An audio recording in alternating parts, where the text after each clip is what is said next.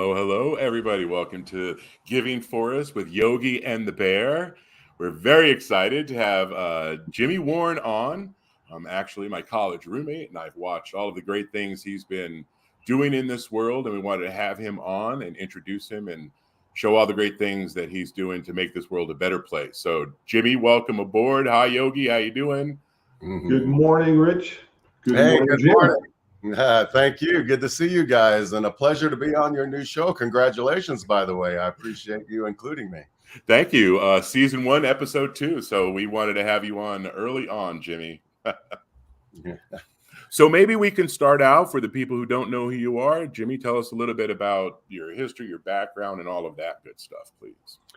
Well, thank you so much, and I appreciate it. As Rich shared, we were college roommates at Arizona State University, and Rich and I were both on football scholarships there and had the pleasure of meeting each other and making lifelong friends, not only with each other, but with other teammates. And that was a great experience with a good team, and that's the wonderful element of team sports is when you get a multitude of different people together from different cultures, and then they combine and bring themselves together into a great team effort. So I think that what separated us and why we had success on the field with the Rose Bowl championship and some of those aspects of team building and unique aspect of team building in sports with the multi-cultures. So that's what I always like to teach in my older years as a former athlete and team member, is those aspects that I thought that separated us from other teams. Great. And talk a little bit about what you've done with the naming of professional teams. We wanted to start out a little bit about that and what your big push is from your perspective about what needs to change in that respect. Well, I've always been an advocate of these issues, and I was just sharing during Super Bowl week last week in Arizona. I attended a couple events, including a film viewing of a show regarding mascots, similar to the film that I made regarding mascots. And as a former player and one of the first to have long hair in professional sports, back in 1992, Sports Illustrated did an article on me titled Urban Indian. So they asked a common question regarding the mascot issue, and we're slowly getting there to where there's only one team from each of the 3 major professional sports that have a tribal mascot.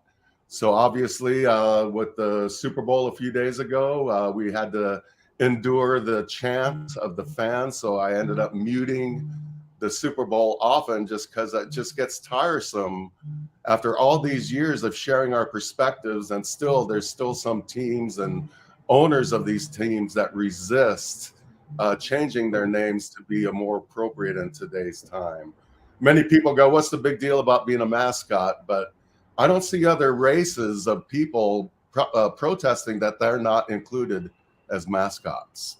So I think that's an indicator right there that our African-American brothers and sisters aren't wanting to be the black skins, or our Mexican or Latino populations don't want to be the brown skins and be the brunt of the fans primarily that are portraying these negative imageries. So I'm still living it every day. And for whatever reason, America allows it for us as indigenous people, but would not allow it for other races of people that now are here in America. Hey, Jim, let me ask you that conversation. Can you give us just a little background? Because it's fascinating. A little retrospective look at your family going way, all the way back to Custer, and maybe bring us forward. I'm sorry. That's okay. I'm trying to turn off my phone here. I apologize. No worries. Just, okay. Give us a little historical perspective there. Yeah, as an advocate and educator and filmmaker and all the different hats that I wear currently, it's always been based in root of who I am as a Lakota person. And being trained that way early in life allowed for me to know who I am as an Oglala Lakota. Now, most of America knows us as the Sioux Nation, the Great Sioux Empire, but our actual name is the Lakota, Nakota, and Dakota of the Ocheti Shakoi, the 7 council flyers. But many of the tribes in America were renamed for the benefit of English pronunciation or based on other elements in renaming tribes. So again, many people go, oh, you're Sioux. You know, they don't know the Oglala band of the Lakota Nation. And that's the band of my people are Red Cloud and Crazy Horse, for instance. So I have that history. And then my grandfather, Stabber, rode with Red Cloud and Crazy Horse and was at the White House in 1872 negotiating peace with President Grant back then. So it's a wonderful history to have, and we have photographs of Grandpa Stabber in Washington, D.C. when they were visiting, negotiating peace. But what they found out on that visit was they were brought to view the armory, and they saw the extensive mass of armaments, of rifles and cannons and other military technology that they had at the time that was obviously superior in numbers to what we had. So that was the beginning of Red Cloud deciding that he would try to negotiate a treaty. And then Crazy Horse said, nope, I'm going to keep fighting until the end. So that was a unique perspective for my grandfather to experience those two elements, witnessing firsthand what was available to the U.S. military at the time. Wow. Wow. Yeah. I'm sorry. And so from that standpoint, it's interesting because I've known you for so many decades. That was a newer thing, knowing that I can't refer to you as Sioux. Like, you know, so to people out there, you know, I think you're nervous whether you say Native American or Indian. Can you give us a little bit of some guidelines with that, please, Jimmy? Yeah, and I learned this from my mom, Beverly Stabber Warne, who is a great advocate, and both my brother and I learned from her. But, you know, what are we called? She mentions very eloquently that they still don't know who we are in 2023. And that's an element where people go, oh, what do we call you now? Are you a Native American, American Indian, Indigenous, Sioux, or Lakota? You know, it's all these titles that we've had. And I tend to start leaning towards Indigenous because Indian came from what a lost explorer that many people know as Columbus was lost in the Caribbean. He never did step foot in America. So to say that he discovered America is just wrong, factually, because he was in the Caribbean and then what is now known as Colombia in South America. So again, when you have those perspectives of knowing who you are, and I'm so glad that I had that growing up in Phoenix, Arizona. I didn't get to grow up on my homelands in South Dakota, Pine Ridge Reservation in particular. That happened because when my parents got married in 1962, Rapid City, South Dakota was still not allowing Indian people to rent homes in Rapid City. So they were still ending their No Indians Allowed signs back then, similar to the African-American experience in the South. So my mom recalls seeing those No Indians Allowed signs and wondered why are they don't want us in their store or their restaurant. And then her grandfather at the time, 75 years ago, said, because they don't know who we are. Well, today, many people still don't know who we are. And that's evidenced by the allowance of having mascots, for instance, in the Super Bowl was very frustrating. The leagues, the NFL asked the Kansas City fans not to do the chant. And I said, yeah, good luck with that. So, you know, it's ingrained in their culture. They think it's appropriate. And it's so personal to them that they don't like indigenous people that are offended by it. They attack us. So I know it's a frustration that we have to deal with just being identified in America today. Who are we, Native Americans or what? I'm leaning towards indigenous because by the academic definition, we are indigenous to this land for thousands and thousands of years. Wow. Right. So I want to segue to, I was lucky enough to go actually to New York with you to the Manhattan Film Festival, which how did Fox approach you and how did that all come about? We want to play a couple minute clip here in a second. Maybe you can kind of preface that for us, Jimmy. Yeah, it was wonderful. And that was the result of my first film, Seventh Generation. And, you know, we had success with Seventh Generation getting a lot of attention, not only in the US, but internationally with Amazon Prime here in the US, as well as the European Amazon's streaming platforms. So it was wonderful to get that out there. And as a result, Fox producers that were doing these social justice piece, the various for voting and kneeling for the Kaepernick issue, and they wanted to do a social justice piece on the mascot issue. And one of the friends of our producer, Mark, knew Tom, another friend of mine, who suggested that he watched Seventh Generation. So again, it was kind of a referral from watching my past film work, where the Fox producers saw, oh, this is what we want. We want to go more in depth than just addressing the mascot issue in and of itself. We want to tell the true story in terms of what are the perspectives and realities of Indian country in contemporary United States. So that was wonderful to have that opportunity to co-produce and write that piece. And we did a power drive to Pine Ridge so we could get the on-location shots that I think was very powerful, to the point where we were nominated for 3 sports Emmys, and one of them was for cinematography at Pine Ridge. So it was a wonderful experience being able to share my perspectives on Thanksgiving pregame Fox NFL, where over 30 million people viewed that pregame show. So I was able to educate some folks on Thanksgiving before they watched football and had their turkey. It could have been a better intro. We're going to hit that. Thank you, Jimmy. That's perfect.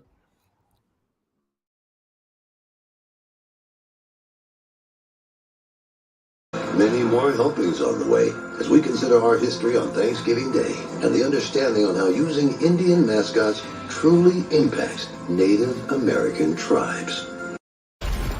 The Washington Redskins. These days it sounds shocking when you hear someone say that, doesn't it? Well, the Washington football team had that name before they were the Washington football team. It dates back to the early 1930s when they were the Boston Redskins. After decades of complaints and in the rise of racial awareness this summer, the team decided to move on from that name.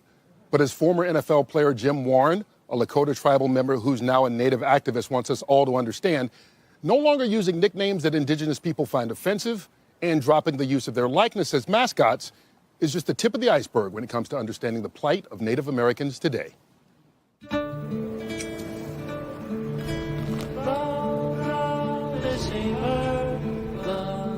I never did play for a team with a Native mascot, but I played against teams with Native mascots. So obviously I was a target of people that wanted to say things like scalp the Indian or cut your hair. When we hear that term red skin, we know that it's a term of our pelts, our scalps, that were bounties that were paid to bounty hunters. This negative imagery is getting most of the press, yet there's deeper issues in Indian country. We learn a lot about genocide in other countries, but we don't learn about the genocide that happened here. Back in 1890, the 7th Cavalry really wanted to get us back for Custer's last stand. When you look at the Wounded Knee gravesite, my family is number 18 on that list of families that perished that day.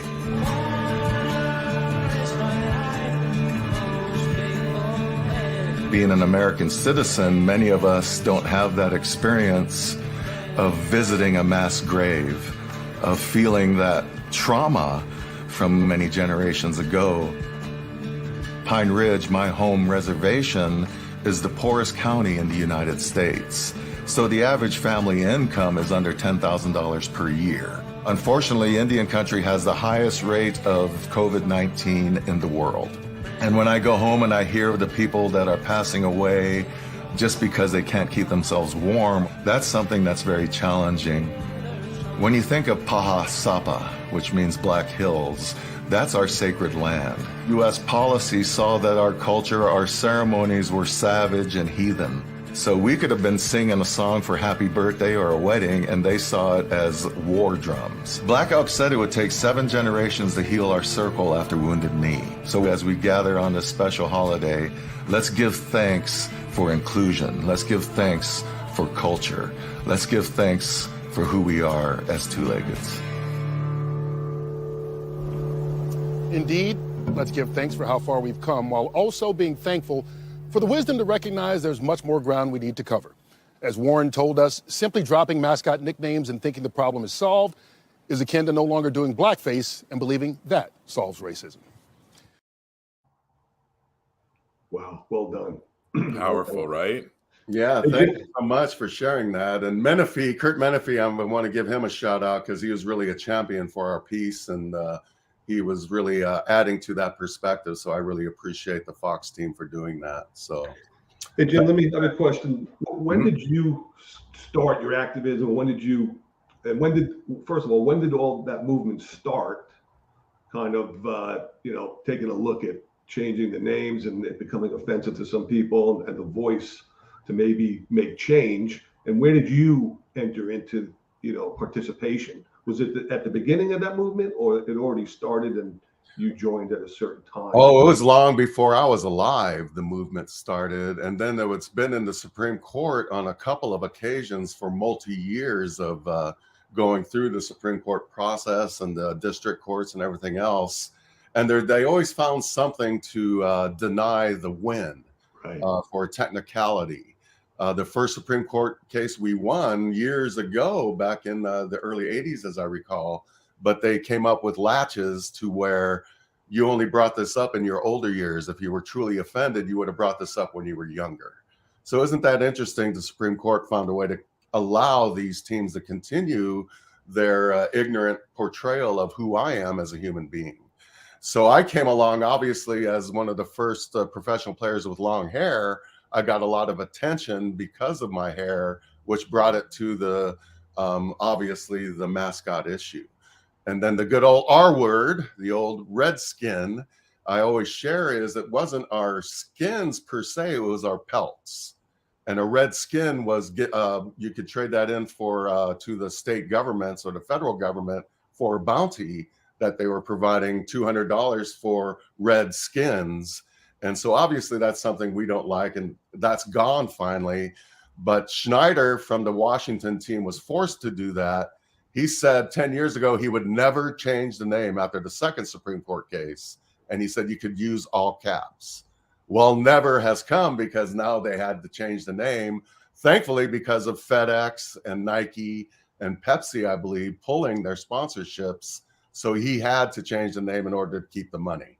So again, it was all those years of advocacy and protesting that finally accumulated during the George Floyd time, with social justice issues being at the forefront, that two professional teams had to change their name. So again, that advocacy made the difference, so that even though the owner didn't want to change the name, he was forced to because of the financial impact.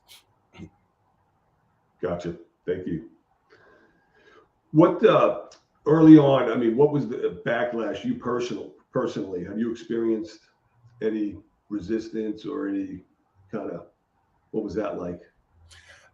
There's always gonna, and I know whenever I post these things, I get low numbers because so many people value what I do in terms of advocating for people with disabilities and my work at the School of Medicine in South Dakota and Arizona, as well as advocating for Indian culture.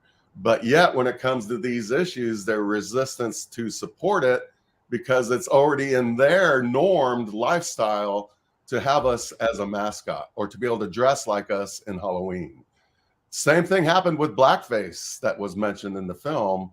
It took a long time for blackface to become inappropriate, to where many people are still getting those old pictures of them in blackface for Halloween or for African American Month or whatever they were doing to mock the African American culture. Now that's not appropriate.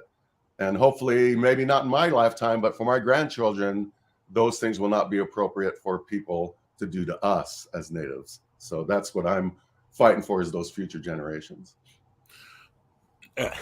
Speaking of generations, can we talk a little bit about your movie? We're going to play a little preview. If you haven't seen the movie, go. It's on Amazon. It's an amazing movie. So talk a little bit about that. And we're going to play a little preview when you're done, Jimmy. Yeah, Seventh Generation. I finally got to make my film behind the camera, because after my short experience in the NFL and professional football, after that, I went into stunt work and acting. So that was a dream of mine. I wanted to be, in the NFL as well as in Hollywood. And at that time, I was only thinking as an actor in front of the camera.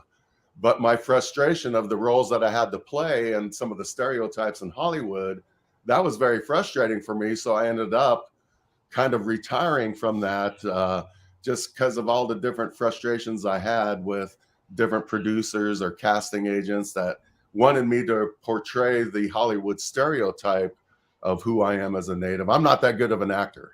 So I can't portray myself negatively or add to the Hollywood stereotype. Now, fortunately, today in 2023, it's much different than 20 years ago when I started my stunt work and acting career.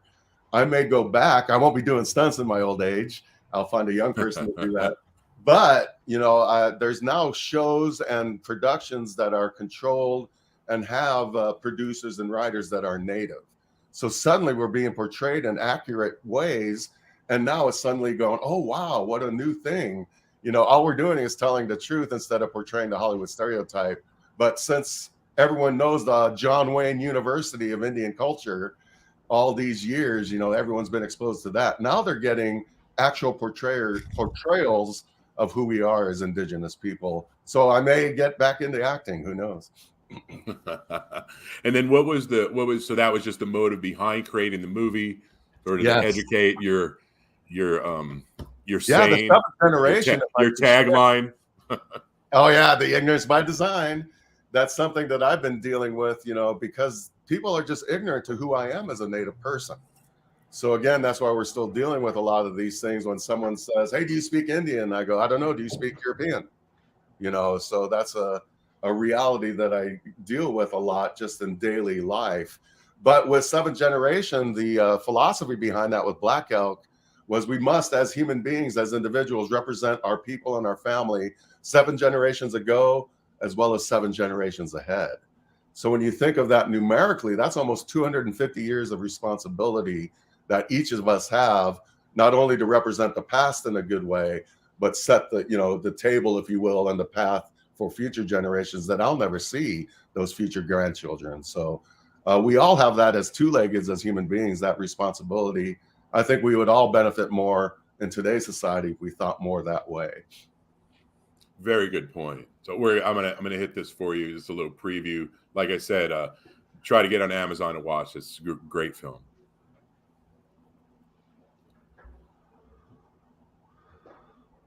Oh no.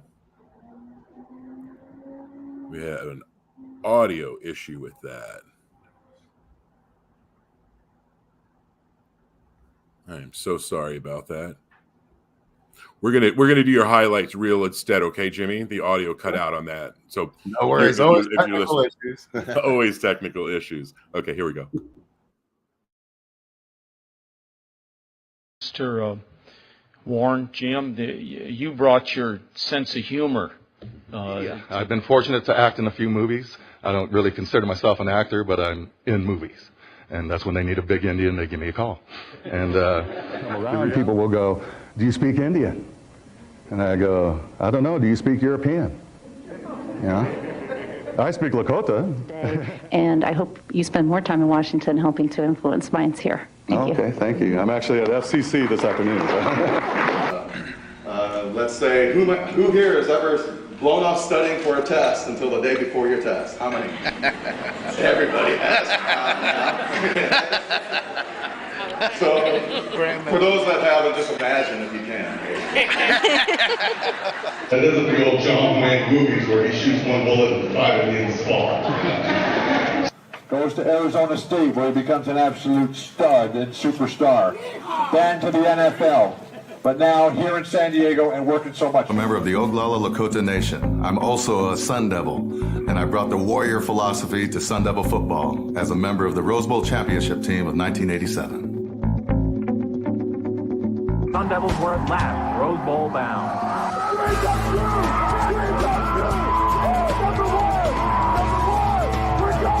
I was a big, powerful guy when I was playing football, but now that's nothing compared to the power that I have of the mind. The message is similar in terms of what I learned regarding the medicine wheel philosophy, having balance in life, and a positive message to give back to these kids. That's my Sun Devil story. What's yours? Woo! One thing I can guarantee Kia. You only get these if you win the Rose Bowl. Say it's a great Sun Devil, Jim Warne. A casting director said, "Hey, do you want to be on a TV show?" So suddenly my Hollywood career began.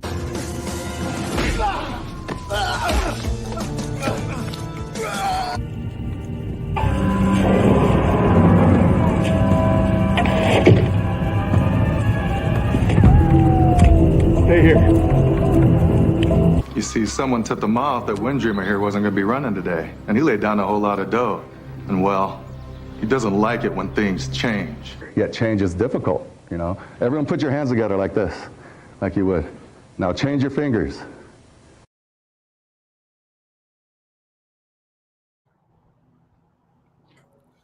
It's all good stuff, Jimmy. Oh, thank you so much. It's kind of fun watching that when I had with a little less gray hair. I like to prefer to call them knowledge highlights, but anyways. But it's cool to see those things in the past and how it's evolved over the years in terms of my advocacy and educating and working at the School of Medicine addressing disability issues in Indian country. So it's wonderful to be able to write grants. Although I prefer writing scripts, I think writing grants for various tribal nations and universities to address Indian issues in public health disparities and disability issues has been a wonderful experience for me to represent my father, Jim Sr., in a good way, who had MS for many years. As you're well aware, Richie, you saw his progression with the reality of disability. So, and he adopted you as a son as well. So I was definitely over there for all my Christmas and for Thanksgiving as Mama Warne and Papa Warne, and they took great care of me. It was only a mile away from ASU. So it was very convenient to go over, and I was their sort of surrogate son, and they were my surrogate parents. So very happy to know them. And your mother has been, she just got put into the Hall of Fame. And the South Dakota Hall of Fame with former governors and things of that nature. So it's wonderful that she's being recognized for her work, because she's 83 and still teaching at South Dakota State Nursing. So she's been doing that forever. Yes. And then your brother, Don. Yes, we're very proud of Don. He just left the University of North Dakota Med School to run he's now an administrator for Johns Hopkins Indigenous Health. So it's wonderful that he now has a bigger platform, the world platform of Johns Hopkins, to address some of our public health disparities that he specializes in. And he went to Stanford, obviously, to receive his medical degree, but he ties in sort of, the native side of medicine as well. And we're really proud of him because he always, and this is what we were trained to do early, both of Don and I, were to make sure we represent our people well and indigenize the curriculum or make it work for us in our populations as best we can. So I think that's the role that we serve in the world of academia, as well as our role as advocates. We were advocates before we knew what the word meant, when we were going to restaurants and I'd go through the kitchen to find a way for Dad's wheelchair to go in, because that was before the Americans with Disabilities Act. So that's essentially the civil rights for people with disabilities, similar to the American Indian Civil Rights Act of 1968, 4 years after the Civil Rights Act. So all of these things legislatively and through regulation and federal law, I'm advocating to make sure we keep that sovereignty for Indian country, as well as the rights for our people in the world of healthcare.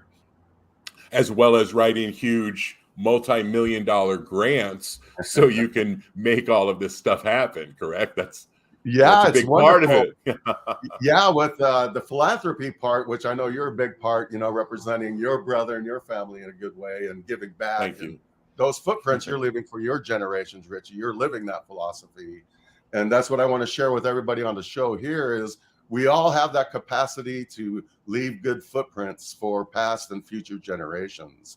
And I think that's what we all have. Your audience is obviously like-minded people that want to make a difference in whatever capacity they can.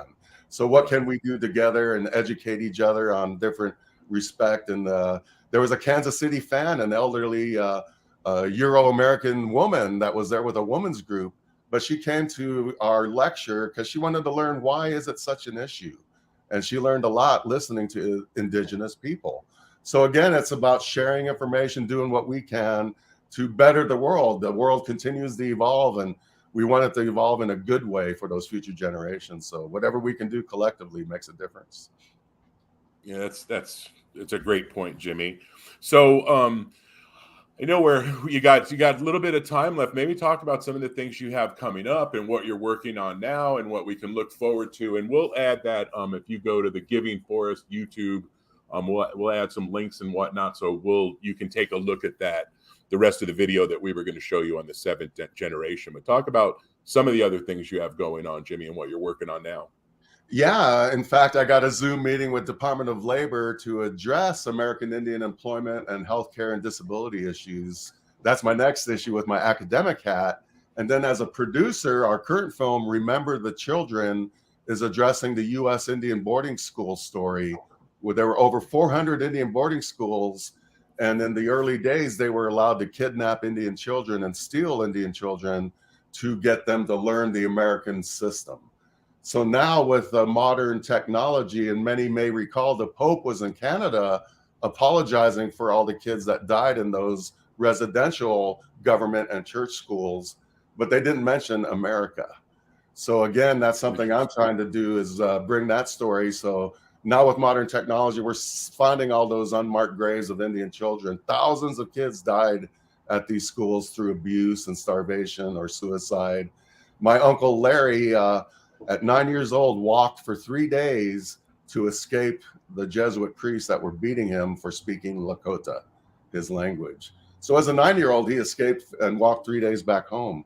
So those stories happened, and fortunately, the remaining boarding schools are better now. They're almost sanctuaries for many Native kids that need that support. But the early days of boarding schools was to beat the language out of the children, beat the culture out of the children.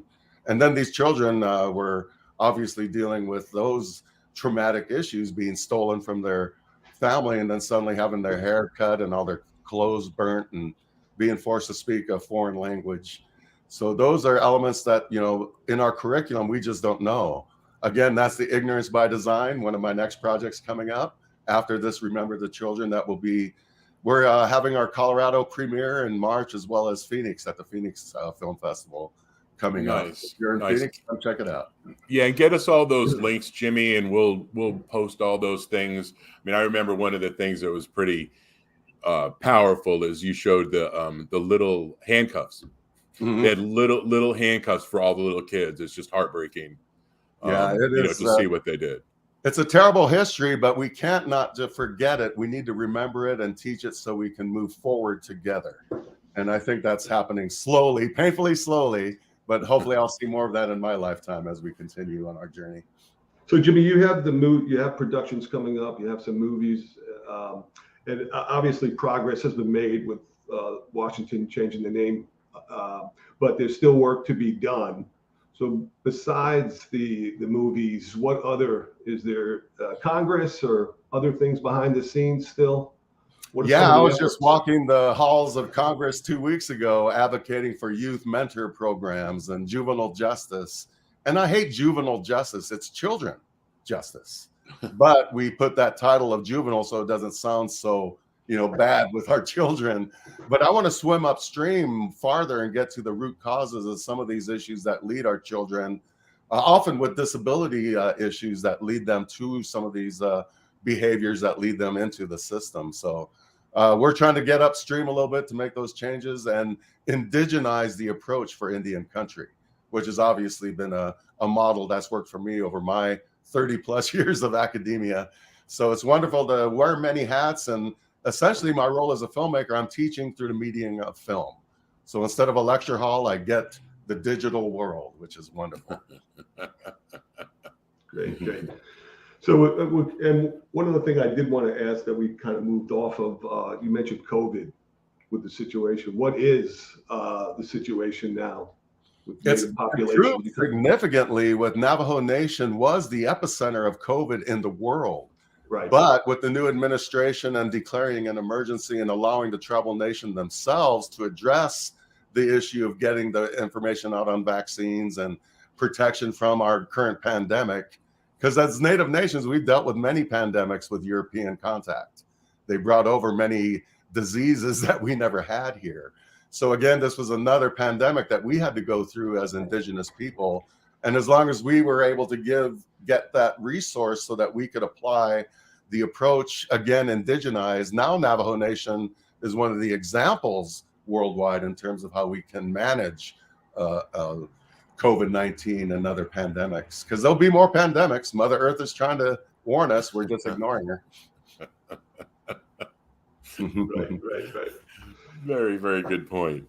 You want anything, Jimmy? I know you have to go. I know we're holding you up on the heading to your next Senate meeting. You want to say anything on the way out? Any sort of closing? I know. Well, again, to your audience, thank you for your interest in Indian country, or whatever you want to call us, indigenous or whatever we're called today. But again, it's a reality of we must respect the original people here that left footprints for thousands and thousands of years. And now as America, as we get into just past 500 years, we're very young and we still need to grow and evolve together. And that's the main point, is what can we do to respect our differences, yet be that mosaic of cultures together.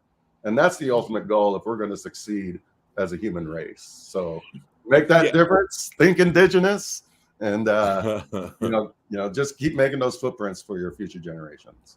Well, we appreciate that. I was fortunate enough to go to a Super Bowl event with you, which was really interesting and fascinating. Rise Against Hate is the name of the group.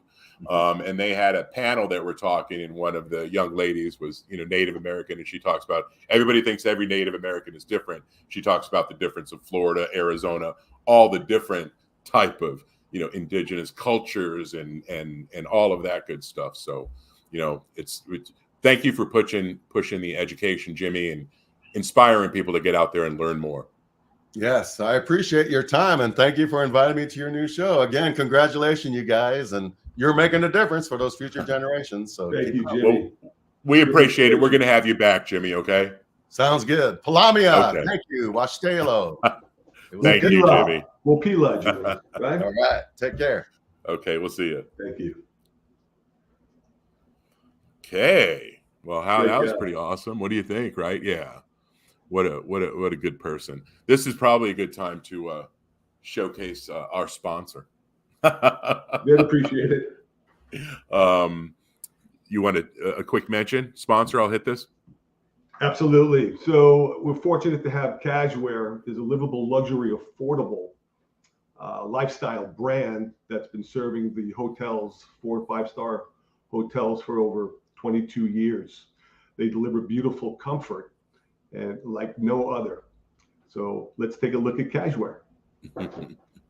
Thank you. Get to this here.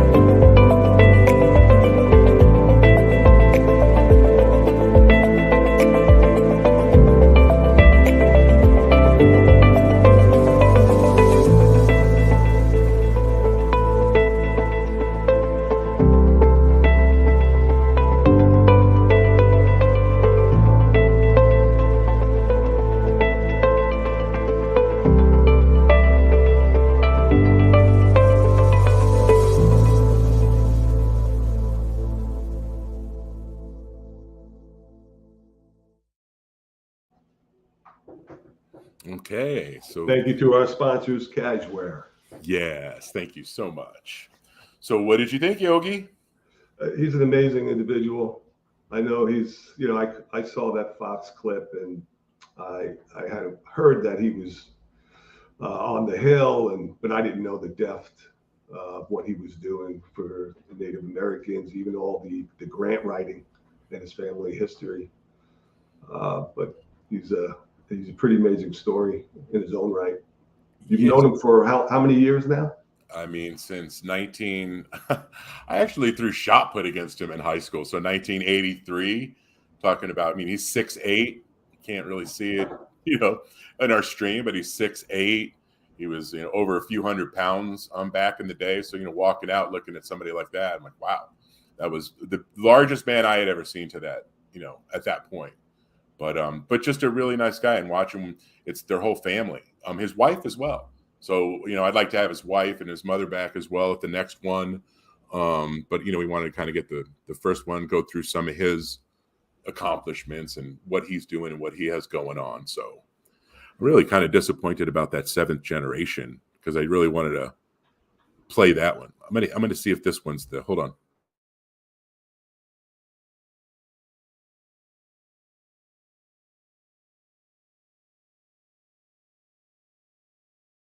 My whole life has been, how do we empower our youth in Indian country to stay Indian, keep their tribal heart and perspective, yet go out there and learn the contemporary American system and still be Indian at heart.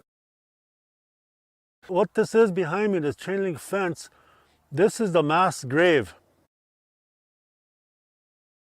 Suddenly they're going, oh, there was a Holocaust here that we do not acknowledge.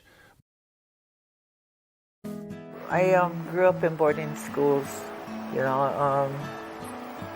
They were worse than boot camp, I'd say. I don't know if I can talk about them. Can I? We were herded around like cattle and depersonalized. When you see the boarding schools of today, Carlisle and Haskell, the graves at those schools as a result of either suicide, attempted escape, and then, of course, the cover-ups of the beatings that went too far. That's what we're trying to do with the 7th Generation Project, is to provide some other perspectives. We are the human race. We are all brothers and sisters. We are all related. You can really see it with this 7th generation of children. They're not living in fear. This generation, this 7th generation, they will be the ones. I've learned a lot from our traditional leaders, and I'm a firm believer that a member of the 7th generation will be president of this United States. I believe it.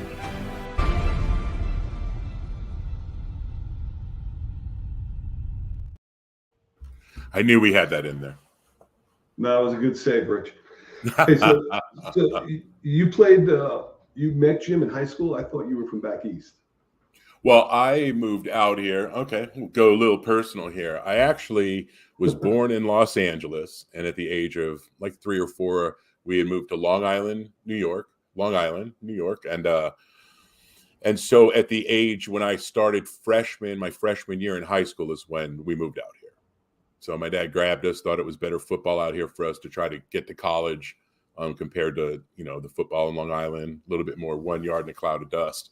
But you came out here and there was more sort of college type football, basically. And fortunately enough, my brother went and played at NAU and I played at ASU and own a Rose Bowl championship ring from it. So apparently it wasn't the worst call, but, I miss New York and, I go back as, when I can, because I miss it. I still consider that my formative years and home. Right. I wanted to ask Jim. It's too bad he got to catch that flight to do what he was doing. But I wanted to ask him his experience with racism when he started kind of being a Native American, what it was like, and his story leaving, his childhood and what he's seen. That would have been interesting to get his perspective on that. Like I said, I definitely would like his mother to come on, of course, and his wife Jill, who does a lot. She's up in Hoopa, up in Northern California. So, definitely would like to have them on. I know he would talk about when he was playing at other stadiums, people would scream at him to cut his hair. So that's what I was alluding to. I wanted to, I wanted to see what his experiences were in that regard. I'm sure there were many, unfortunately. It's like Jimmy always leaving you wanting a little more. So he's busy. So I'm glad he was able to join us, and we definitely will circle back around. Absolutely. So what's on store here coming up? With do you know what Jim's going to be doing beyond? Yeah, I mean he's just always traveling. Like he said, he's got to go back up. He was just in Washington D.C. A week ago or whatever, and he's just constantly traveling. So whether he's through his movies, through his education, through writing grants, whatever it is, he's just always pushing education, sharing things with people and whatnot. So, I mean, it's the life he lives. Is that what you did in New York when you went to New York with him? Well, we went to New York because we went to the Manhattan Film Festival and the Tribeca Film Festival. So his movie was in there. Big shout out to a couple of my New York friends, Mike Jennings and Patrick Reynolds, for joining us in New York City for the event. It was a lot of fun. And like Jimmy mentioned, they won the award for the cinematography. So it was great. And then we went to the Tribeca Film Festival, which, Robert De Niro was there, and it was the J-Lo movie that she did called Halftime. So we got to see a premiere. So yeah, it was a fun little being around all these movies and the big events. It was actually really enjoyable. And we got to sit there and watch the movie. And then people from the audience were asked questions. So he was able to, stand up there and answer questions for people and whatnot. And a lot of people want to know more. A lot of people want to help and say things. I even told him, I know him for 30 years, and I'm not sure if I should say Native American or Indian. There's just some things that I think, and it's out of respect and being cautious. Because I said it to him, you heard me, I always knew him as, Lakota Sioux, Oglala Sioux. That's the three words I would use. And then, like he said, his mother talked to him about it. And, that's actually the word Sioux was a negative. And I just never knew that. I always thought that was a proud heritage and proud name. So, we try to keep up, and just it's out of respect. And I think the more that people try to do that, and obviously what, our concept for Giving Forest, Yogi, you know what I mean? We just want to have people come on and talk about things they're doing to make the world better. There's enough, negativity out there and enough bad things. And there's a lot of people that are doing good things. So obviously we have some exciting guests that are going to be coming on that we have lined up. So we're excited about the shows coming up. And if anybody out there, if you think you have a good story and you want to come on our show and join us, reach out to us, we'll see if it's a good fit. Just to the audience, the Giving Forest, there's a lot of different ways to give, obviously, but it may not be obviously to a lot of people. It doesn't always have to be money, mentorship, just being kind, multiple efforts, just being a good person, a good human being. And that's really what we're trying to illuminate. 501s, different organizations, and people who are moving the needle on being nice to other people. We really want to illuminate that. So Rich and I came up with this concept. Yeah, and like you're saying, for the 501c3s, those would be great. And our first one was Elevate Phoenix. That was a great show with them and Ann Myers Drysdale and Jasmine and Delilah. And for us, with Jimmy, what he does is a little different.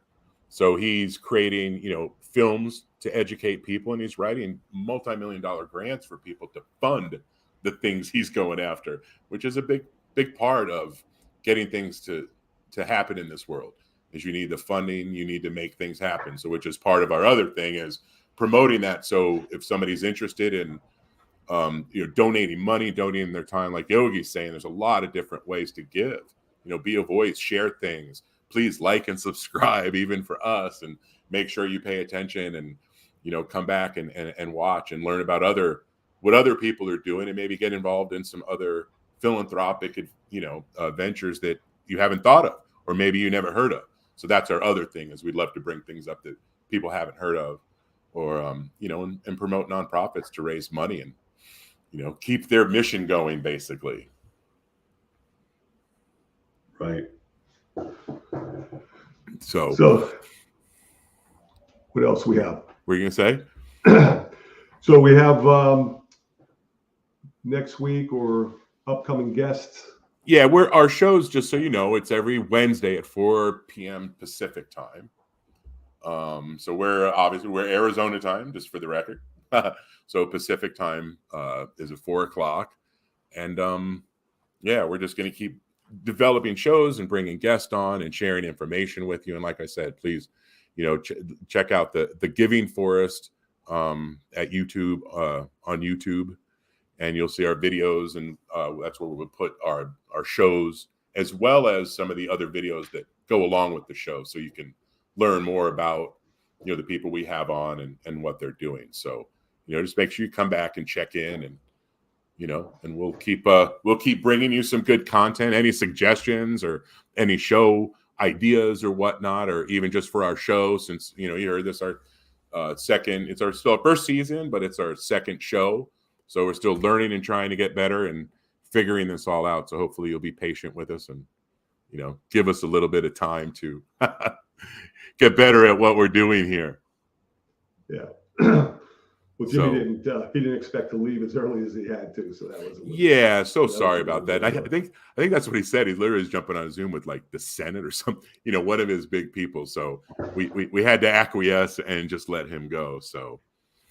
Well, how about we do this? We only have a few minutes left here. So maybe just give a little bit of instead of running the commercial again, maybe just talk about our sponsor a little bit out the door, because obviously our sponsors make it happen and help this show to work. So maybe you can just chat a little bit about that for a few seconds on our way out, and then we'll wrap it up, Yogi. Yeah, well, Cashware, as I mentioned, 22 plus years.